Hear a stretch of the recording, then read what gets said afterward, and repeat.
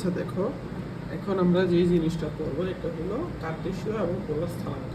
ঠিক আছে, যেমন আমি একটা বিন্দু দেই তোমাকে 3,5, তার মানে এক্স এর ভ্যালু কত 3, ওয়াই এর ভ্যালু কত 5। এটা যদি তুমি বসাইতে যাও, এই যে স্থানাঙ্ক ব্যবস্থা অক্ষের সাথে তুমি যখন বসাইতে যাবা, এটা আমার এক্স অক্ষ, এটা আমার ওয়াই অক্ষ, তখন আমরা কী করতে হবে বলো তো? এই যে 3 ঘর বরাবর কি এক্স অক্ষে যাইতে হবে, তারপর কি 5 ঘর বরাবর উপর উঠতে হবে। এই যে এটা আমার কি 3,5, এই যে এটা, তার মানে এই জিনিসটা হলো এক্স এর ভ্যালু, আর এই জিনিসটা আমার কিসের ভ্যালু বলো তো? এই জিনিসটা হলো আমার ওয়াই এর ভ্যালু। এই যে এক্স এবং ওয়াই, এই দুইটা জিনিসকে বলা হয় কি কার্টেসীয় স্থানাঙ্ক। ঠিক আছে, এক্স ওয়াই মূলত এটা হলো কি কার্টেসীয় স্থানাঙ্ক। আচ্ছা ঠিক আছে, এখন আমি তোমাকে পোলার স্থানাঙ্কটা বুঝাই। দেখো পোলার স্থানাঙ্কটা কি, এই যে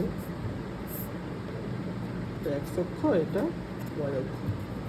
ঠিক আছে, এই যে আমার প্রথম বিন্দুটা ছিল 3 এটুক পর্যন্ত, তারপরটা হলো 5 এটুক পর্যন্ত।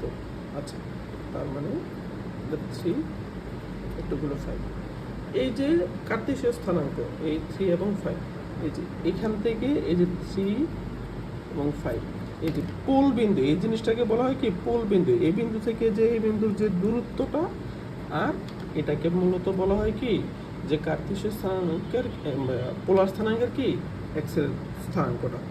আর এই যে এটা কোনটা এক্স অক্ষের সাথে একটা কোণ তৈরি করছে থিটা, এটাকে বলা হয় কি পোলার স্থানাঙ্কের কি ওয়াই স্থানাঙ্ক। তার মানে পোলার স্থানাঙ্কটা হলো কি আর এবং থিটা। আর কি এখন এটা আমরা দেখবো। দেখো এটাকে একটা এই সমকোণী ত্রিভুজের সমীকরণ না, সরি সমকোণী ত্রিভুজ হয়ে গেছে না এটা। আর এর মান কি হবে √, এই যে এটা হলো কি এক্স এর ভ্যালু, আর এটা হলো কি আমার ওয়াই এর ভ্যালু। তার মানে আর এর ইকুয়ালটা আমরা কি লিখতে পারি এখান থেকে, আর এর ইকুয়াল টু √, কি x square plus y square. ঠিক আছে, এখন এটা আমি অন্যভাবে তোমাকে প্রমাণ করে দেখাবো। দাঁড়াও একটু দেখো,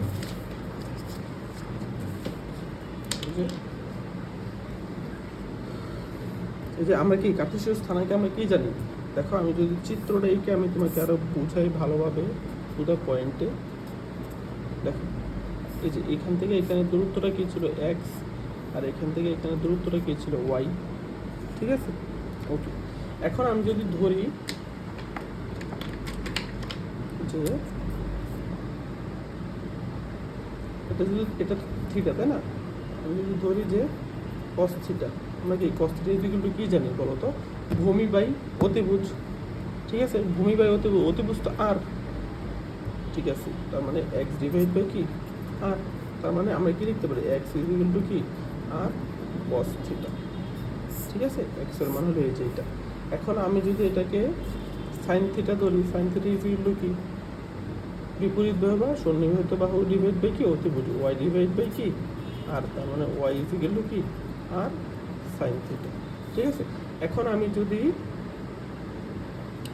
দুটো জিনিসকে যোগ করে দিই, ঠিক আছে, যদি আমি বর্গ করে যোগ করে দিই, বর্গ করে যোগ করে দিলে আমার কি থাকবে x square plus y square equal to কি r square cos square theta plus r square sine square theta.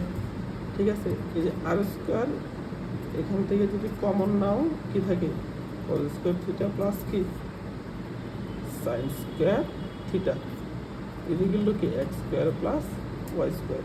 তো এটার ভ্যালু কত 1, তার মানে সুতরাং আর ইকুয়াল টু কি পেলাম আমরা, আর ইকুয়াল টু পাইলাম যে √, x square plus y square. এই যে এটা হলো কি পোলার স্থানাঙ্কে আর এর ভ্যালু। ঠিক আছে, পোলার স্থানাঙ্কে কিসের ভ্যালু আর এর ভ্যালু, আর এটা কার্টেসীয় স্থানাঙ্কে কি এক্স এর ভ্যালু, কার্টেসীয় স্থানাঙ্কে এক্স এর ভ্যালু। তার মানে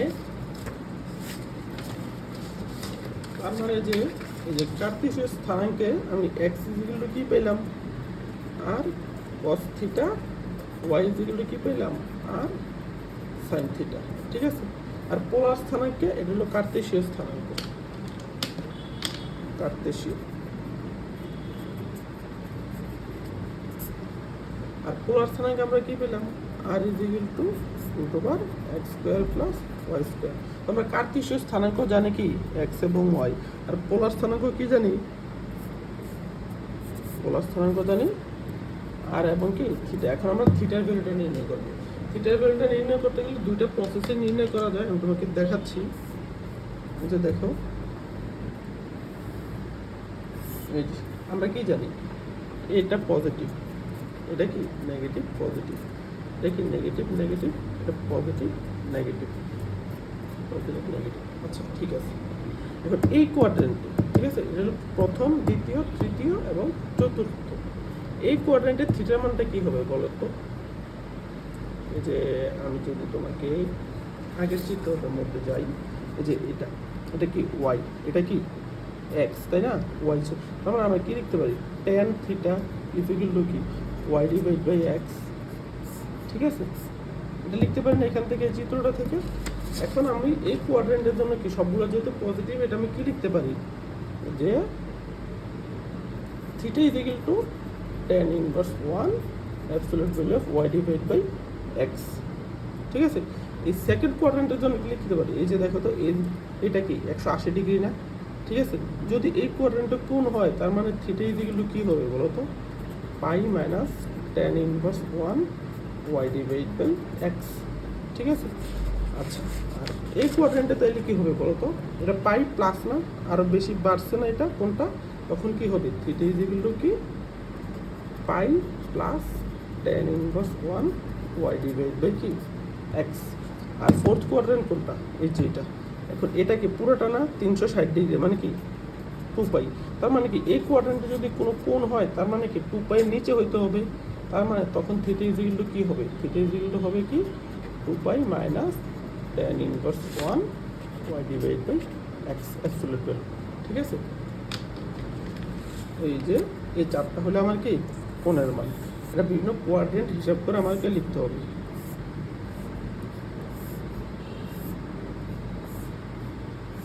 আচ্ছা, এখন আমি তোমাকে বলি, এই যে আমি এদিক বরাবর কোনটা হিসাব করলাম, তাই না? এই যে আমি যদি দেখো তোমাকে, আমি এদিক বরাবর কোনটা আমি হিসাব করলাম, এদিক বরাবর এসে কোন হিসাব করলাম, তার মানে আমি কি এন্টি ক্লকওয়াইজ